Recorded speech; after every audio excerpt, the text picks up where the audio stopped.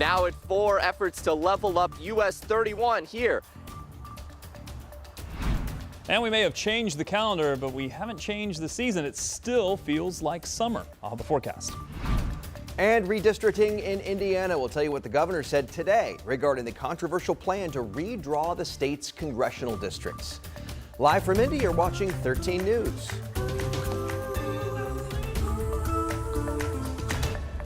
Good afternoon. Great to have you with us at 4 o'clock. I'm Dustin Grove. And I'm Felicia Lawrence. We appreciate you watching 13 News at 4 with us. We'll get to those headlines in just a little bit, but we've got the latest on the government shutdown. First shutdown in about 7 years. Lawmakers are still at an impasse right now on a short-term funding bill.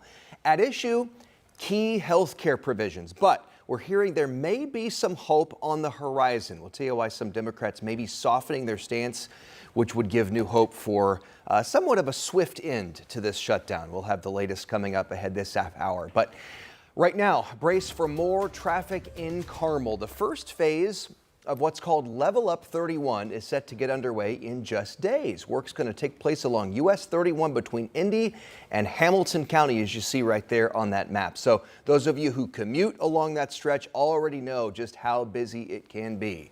INDOT's Level Up 31 project will address capacity and safety needs for the thousands of drivers that use that area daily. Brandon Schaff joins us live from Carmel, near where this work began. And Brandon, when will drivers need to be ready for this?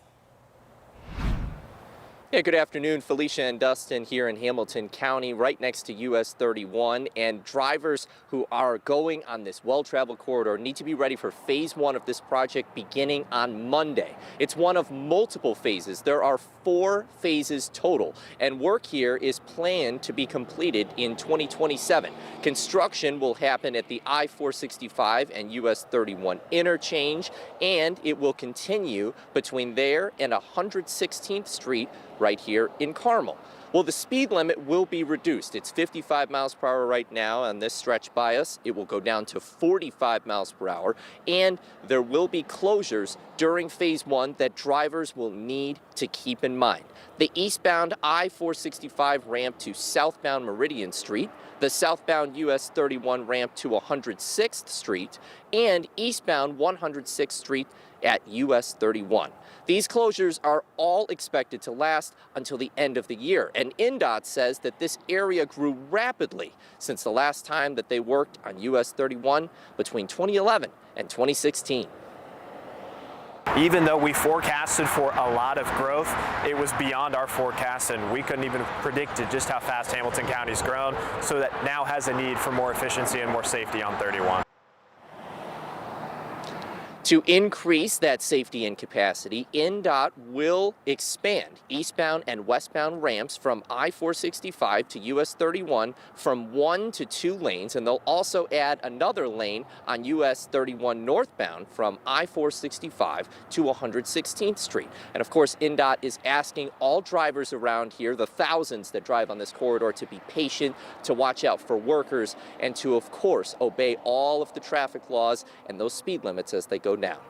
Back to you, Dustin and Felicia. Hey, anybody who drives that area or is familiar with that area knows about the explosive growth it's seen over time. All right, Brandon, thanks very much. Appreciate it.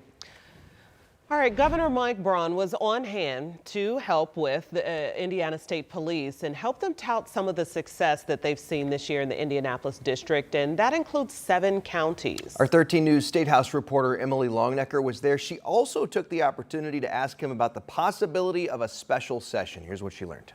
This was a chance for the Indiana State Police to talk about some of the work troopers are doing both here in Marion County and the surrounding counties, the arrests they've made, the drugs they've seized.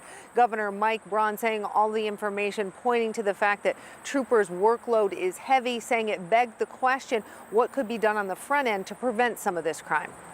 The Indiana State Police said much of their work is focused on traffic enforcement, using data to be strategic, targeting the most dangerous violations in areas their data shows are the most dangerous. That's involved 32,000 traffic stops, with troopers writing close to 30,000 tickets and giving 26,000 warnings. Since January in Marion and surrounding counties alone, the Indiana State Police say they've made close to 5,000 criminal arrests, including close to 400 arrests involving drunk drivers. A separate squad made up of 5 troopers have recovered 7 missing people, victims of human trafficking. When it comes to drugs, that same squad has taken more than 200 pounds of drugs off the streets, including fentanyl, meth, cocaine, and other synthetic drugs. Troopers have also recovered over 400 stolen vehicles. The message needs to be out there loud and clear.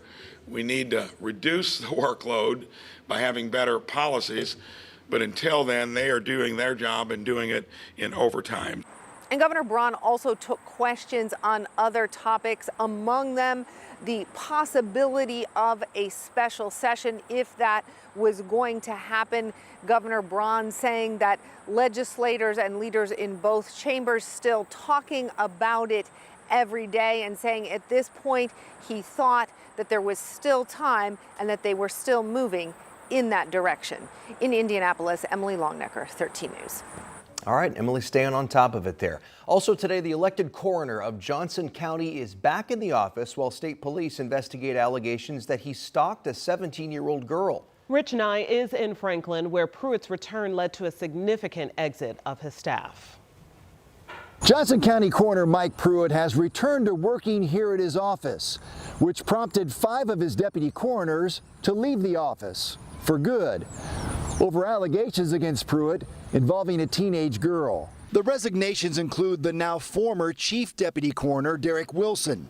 He says he ran the coroner's office while Pruitt was on a personal leave of absence for the month of September. Wilson said in a statement, "I made the difficult yet necessary decision to submit my resignation."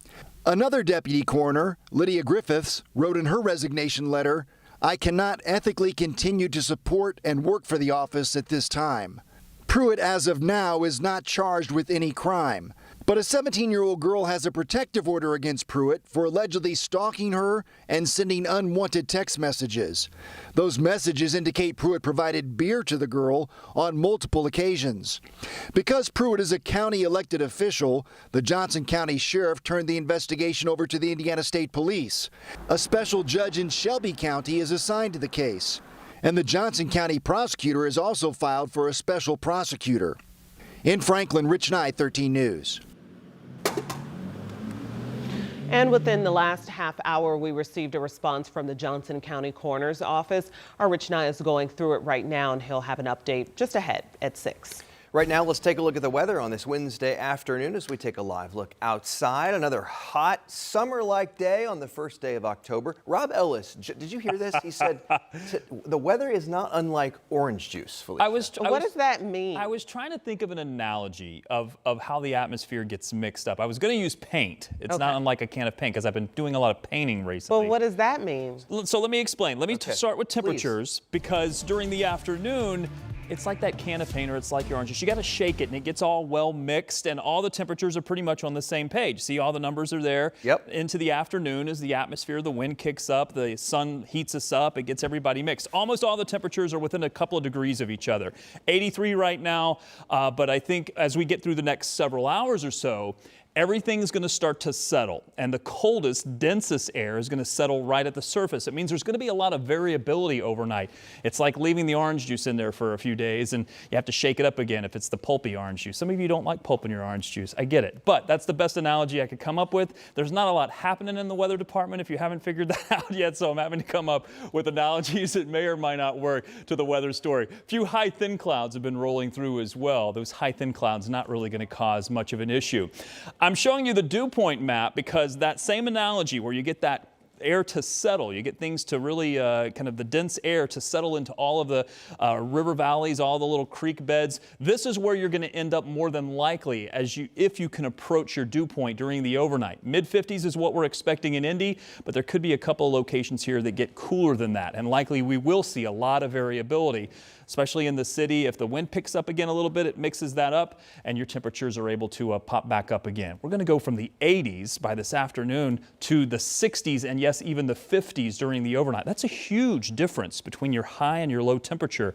We're talking about 30 degrees of difference here. So 55 for tonight, and as I mentioned, as everything kind of settles, we'll have a good bit of variability in our temperatures. Mid-50s for the city. Some of the outlying locations could be much cooler. Let's talk traffic briefly. Overall, the typical volume is picking up. We had one issue on the west side of town, Interstate 74 westbound, right past 465, right as the interstate really begins there from 465. We had a slowdown slowdown earlier. There is a vehicle over on the side of the road. I'm unsure if this is the original slowdown or if this is just a continued backup of that with a vehicle moving off to the side here. But it is causing a slowdown, as you can see, westbound past 465. This is on Interstate 74. And then also looking at some of the other locations. This is what we showed you a little bit earlier. We're looking at 465. Oh, I thought this was the 31, but this is 465 right at 74. This is some of that backup that's continuing on the same area. It's very near the same area, 465 at I-74. Not as much of a backup, but if you're in those areas, it's probably going to ease over the next maybe half hour or so. Okay, thank you so much. Keeping your eyes on the roads there, Rob. And the Colts, they are turning the page after dropping their first game of the season. They're coming home as well to take on the Raiders, the Las Vegas Raiders, on Sunday. Shane Steichen says the team looked at the tape on Monday after that loss to the Rams, and now it's all about fine-tuning those mistakes they made as practice continues throughout the week. Now that we're about a quarter of the way through the season, Steichen mentioned what he's liking about his team up to this point. Take a listen here. You know, I think we've played pretty good complementary football, you know, through the first 4 weeks. You know, obviously last week could have been better, but I think our guys have had some good back and forth, the takeaways, getting points off takeaways. I just like the camaraderie of where our guys are at. And, you know, through the first 4 weeks, it's been solid. But, again, it's a week by week, and we got to continue that and continue to get better as a football team each and every week. Kickoff at Lucas Oil Stadium will be 1 o'clock on Sunday afternoon against the Raiders. Allison's here. Yes, the government shutdown began today, and you may be wondering, will any of my benefits be affected? Ahead, I'll tell you what's the deal with what payments and what services will still clear. All right. All right, all good things to know, Allison. Thank you. We'll be right back. And we're also checking temperatures. 83 our high temperature today, but we're going to keep this pattern for a few more days before there's a change on the way.